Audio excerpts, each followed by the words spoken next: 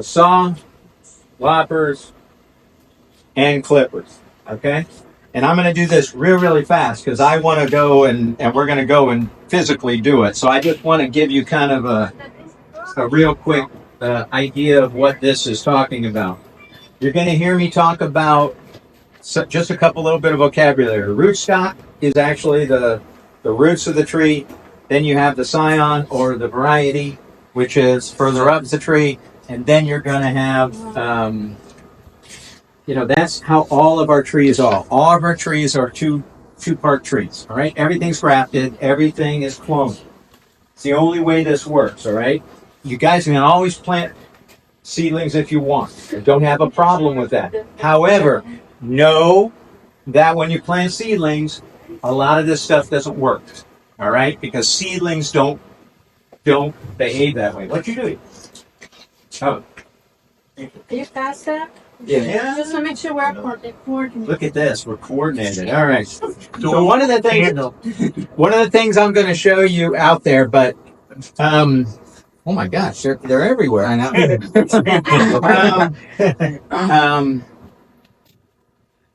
There's what it says in the books, and then there are what we do, right? So part of the problem is there's very, very little bit of ever written on that's actually really good on orchard management pruning, right? Because orchard management pruning is very different than landscape pruning. So I am not a trained arborist. I'm a trained horticulturist, and I'm also a plant physiologist, like him. Same thing. He's the same thing. So the bottom line is you will see the way we prune, because when you have to prune an orchard, you aren't doing this stuff, all right? You're doing the same principles, but you're not going to go and take that time and make 3 cuts that the books will tell you to do, all right?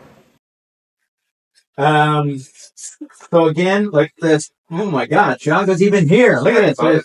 He looks the same, except he's a little short. That was a long time ago. Okay, so we prune for size control, early flowering, production, fruit quality, and longevity. That's why we got to prune. And you have to prune every year. We prune every year. The reason I am so nervous right now is we've been selling mangoes every weekend, and we haven't been able to get out and do the pruning. So pruning needs to occur, because if we don't do it, then we don't have a problem. Now, I carried my tree in the back. All right. No, I'm good. So we'll show you out there. We have some trees that we've just planted. So when do you do your pruning? You do it right when you plant. So that's you basically plant it and then you head it. All right. Your first cut is about this high, basically where you can reach with your clippers. You don't have to think. It doesn't take a PhD to do this. Okay. You just check right there at that height. The reason you do that is it's going to make, hold on. I took it out. It's going to make those shoots come off, all right? And when they make shoots like that, that's creating your scaffold branches, all right? Your scaffold branches are creating the form of your tree. And then after that one, what we do for the first years is we tip for the first 2 to 3 years, all right? We're always just tipping these things and keeping them small. So that's what happens when, I don't know how, but sometimes my order got mixed up. But so that's what happens when you do that heading right there. The idea is you're making a bush. All right, we're making a mango bush, not a mango tree. Mango bushes start bearing in the 2nd or the 3rd year. Mango trees, if you just plant a mango tree and walk away, what happens? It grows straight up for the sky, and you don't end up getting anything. All right, so you've got to make them into a bush. Richard, what happens if you planted it, they went to the sky? Is there recovery? Yeah, the only recovery is whack them right where you want to start again, and it's the only way a mango tree will actually make new shoots. You can't kind of trick it into doing it. There is another way, but it's even more dastardly. You have to start girdling the tree and try to break branches, but that's hard to do. So the real best way is go out and cut it at that height right there. and let it regrow. The big problem is you got to make sure that where it was grafted, you don't want to cut it below the graft. So that's the other thing you got to worry about. Dr. Campbell, what's the difference between pruning and tipping? So tipping is just a form of pruning, right? But So it's not as intense, right? It's more kind of like... So there's two things that we're going to do. We're going to do thinning cuts and we're going to do heading cuts. Heading cuts, you're tipping the branch. You're cutting off the end of the branch. Thinning cuts, you're coming all the way into the canopy and removing the branch. The same principles occur whether the tree is little or big, okay? So when you're big, you're always doing these heading cuts, right? And you're you're doing heading cuts and then you're doing thinning cuts. You're coming all the way in. And I'll show you that out in the orchard. But that's all it is. But what I do for the first couple of years is I literally spend all my time chipping the trees, right? We put that all on our Facebook and everyone all thinks that we make that up. But we really do that a lot. When you say tip, how long of a piece are you tipping off? Just cutting off the terminal bud. And again, I don't have time to think that much. So I just go out and I go. But it's not a foot or 2 feet. It's You're cutting the tip. Just about. Okay. And what I do is I tip when what are you gonna do? Don't cut up that tree, dude. You're not gonna cut, but just so you show them where it's cut. Oh, okay. I'm a teacher, so that's it. Ask questions, I'm usually so. Uh-huh. So when I do a tipping cut, I'm going to cut it right there. All right. I'm not going to do it on this one because I want this one to flush again. But that is where I cut it. All right. This tree is not a great example of a tree it's too big a pot for the tree right now. But that's any of you have bought trees from Gary's Hill lately, you've noticed this a lot, right? You'll see trees that are this big in giant containers. There's a reason for that, right? What's the reason? You're buying pot size. Exactly. So you're paying for the pot size, not the tree. It's coming before they grow into their pot. So instead of having one terminal, when you tip that, it'll create Would there about be 3 a or 4. time if like a tree Ideal. got out of control, Sometimes it's still short, but it gets out of control and it's got 5-foot lateral branches, would you tip it back in a foot and a half? Sure.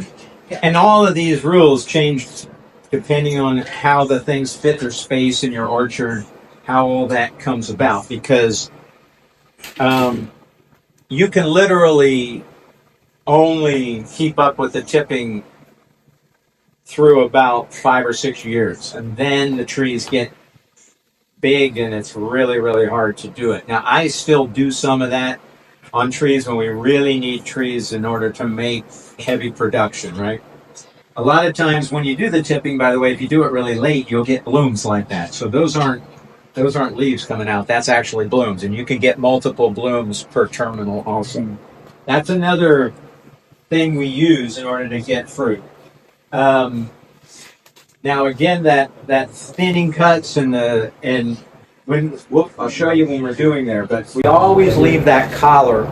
You don't cut flush onto a branch, okay? You have to leave the growth collar around it, because if you don't, then you'll end up with rot coming in and your tree will die back. It'll die back. So we always leave that. We always leave the collar. So basically, when you do that, you can keep your tree small and productive, right? And delay. So you just mentioned the tree you don't keep tipping, it gets too big. Do you take it out then, or? No, you can bring it back, but it's just a lot of work. You've got to always try to. What do? You don't let it get to that size. You said you do that for 5 to 6 years, then What I do is I do thinning cuts, and I keep rejuvenating the canopy. So basically, I cut out a quarter of the canopy a year. That's what we do.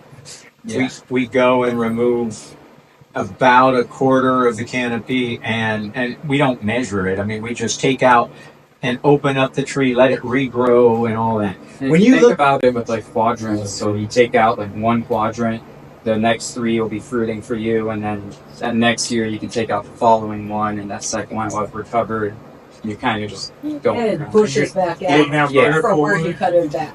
Yeah, we're focusing on vertical wood, also some horizontal, depending on how our trees are. Especially with us, it's really high density, so we are taking out some horizontal wood too.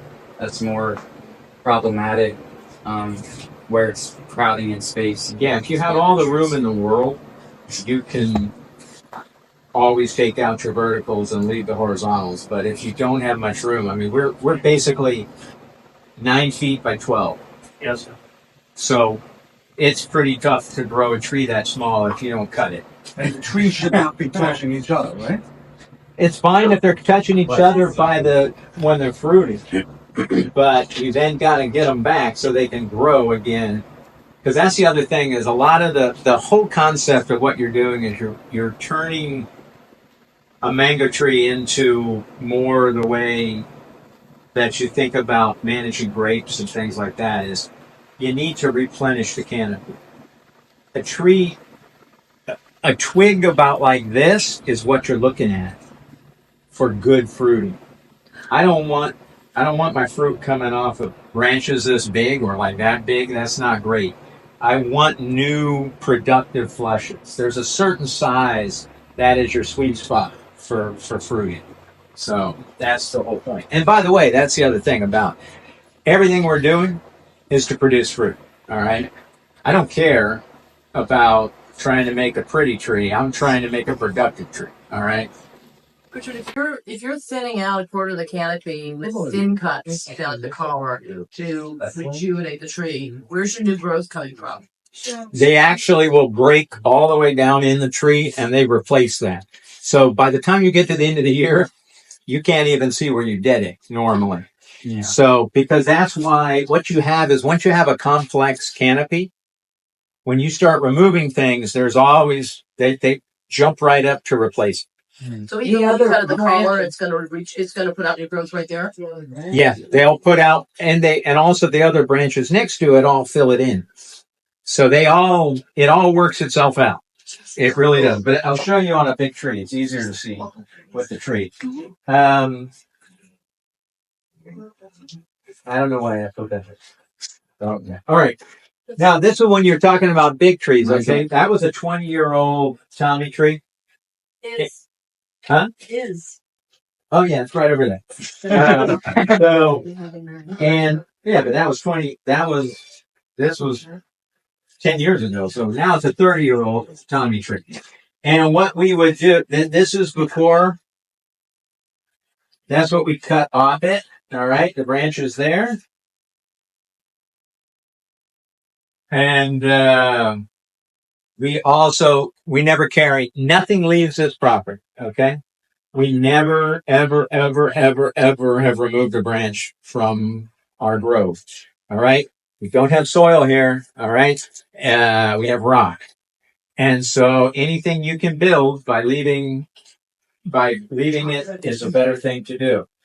And that's actually afterwards. So it took about 3 hours to cut back a 20-year-old Tommy tree. All that was done with these, right? And you leave it under the tree, the cut. Well, I pull it over to the side, but yeah, you can do it under the tree. You can do it wherever you want. I mean, we have brush piles all over our property, but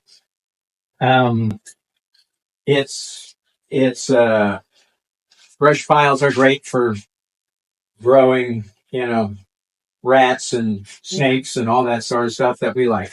Rats not so much, but rats are cool. I mean, they're fine, but if you want to have a good population of wildlife in your yard, brush piles are fabulous.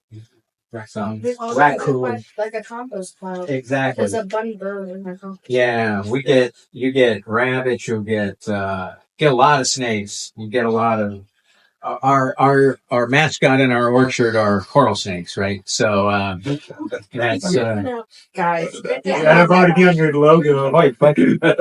Coiling up a mango tree. Valencia Pride.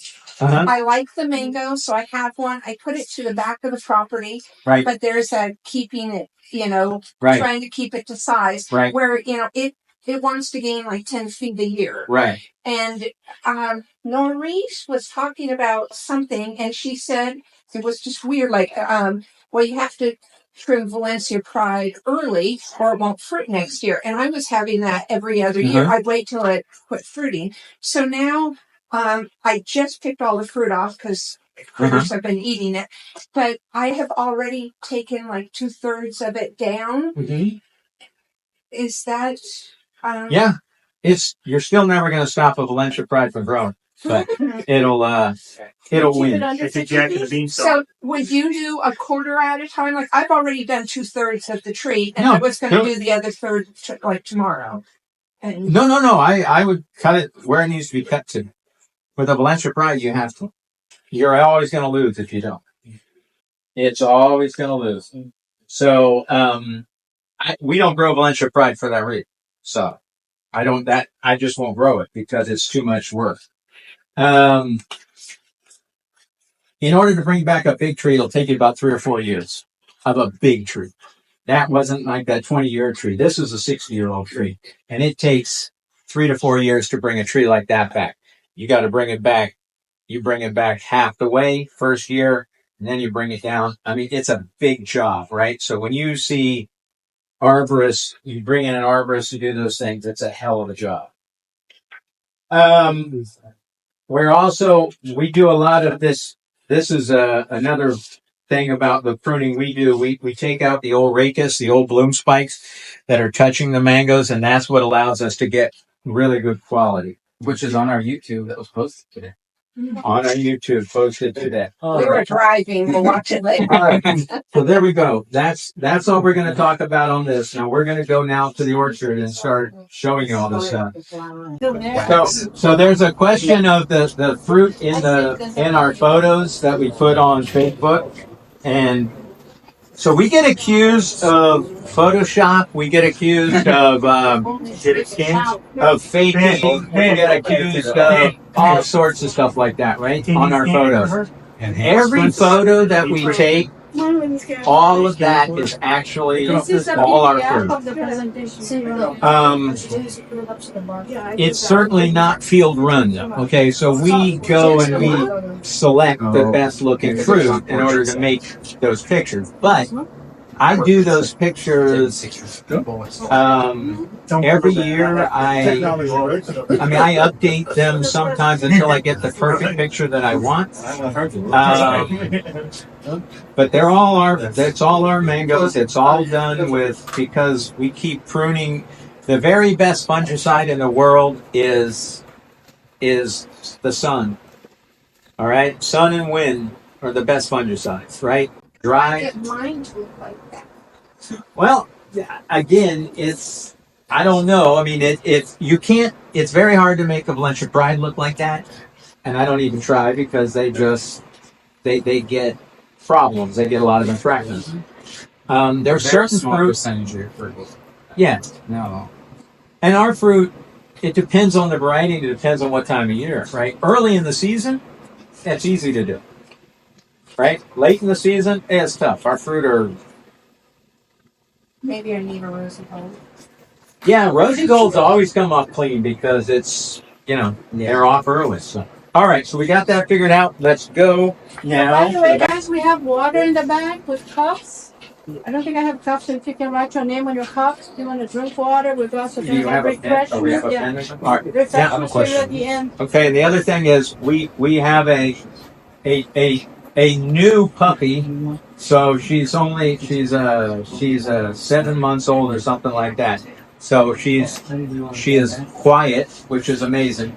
Doesn't bark like the last time. So if you guys were here for the grafting class, you know that our dog.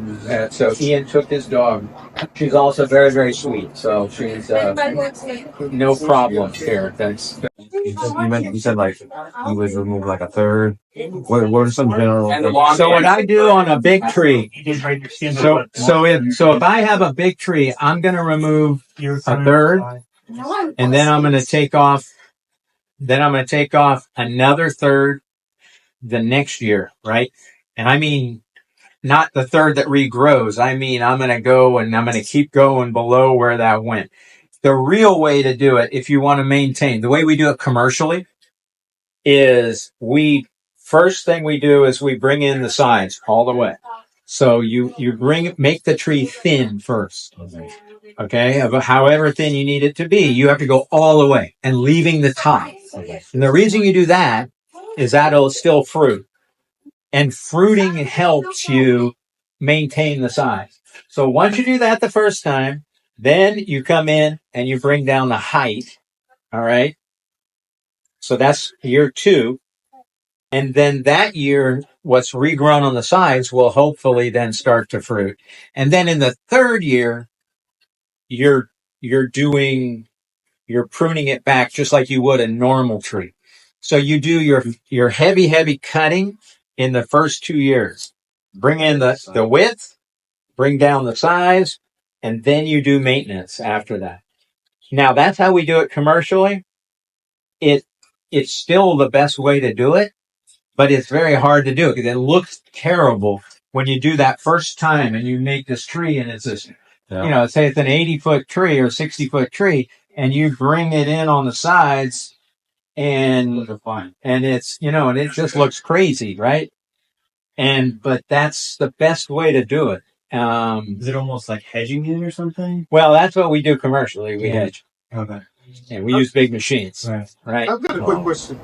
I've got a carry. All the branches seem to be on one side. How can I get the other side to balance? Is the other side of your carry, is it shaded? No. But the side where all the branches are where sun kind of hits it most of the time. Right. And they always grow towards that way. So there's more shading coming from something on the other side. The other thing is sometimes you do get trees that get lopsided. And the best thing you can do is just keep pruning it on the side that's going this way to favor the other side. You can try to tie branches down. Yeah. We used to do things like that when we had a life. We don't. Oh, now we don't. Anyway. All right, here, let's go over here. We'll go to the back.